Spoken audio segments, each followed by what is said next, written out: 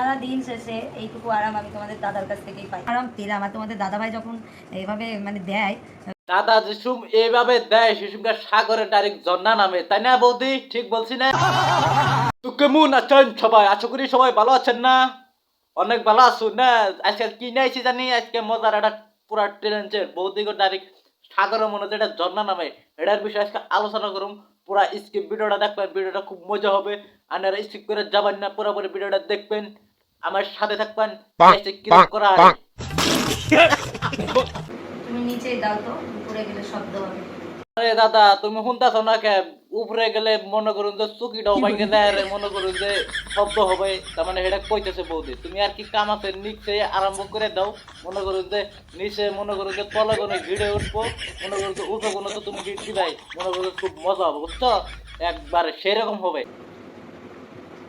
দিবা নাকি দাও, দিবা নাকি দাও। বৌদি যে তাহলে শর্টবট করতেছে, মনে হয় তলে কোনো পানি পড়তাছে। ঠিক বলেছো তুমি, ঠিক তো দাও কেন?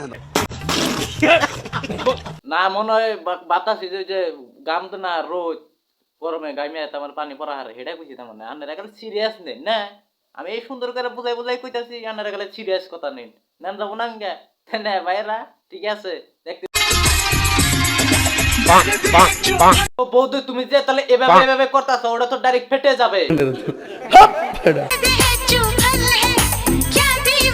ফেটে গেলে দাদা তার তোমার বলে থাকবো না, তাই না গাইস? আর থাকবো কেন নিগা, ওটা ফাটা যাক কেন নিয়ে থাকবো, এভাবে করা হবে না তো, তাই না গাইস? ঠিকই বলছি না? ঠিক বলেছো তুমি, ঠিক তো দাও কেন? তো গাইস আজকের মতন ভিডিও এই তৈরি যদি অবশ্যই ভালো লাগে, শেয়ারটা অবশ্যই লাইকটা করে দিবেন, আর ভালো থাকবেন, পুরা মজা।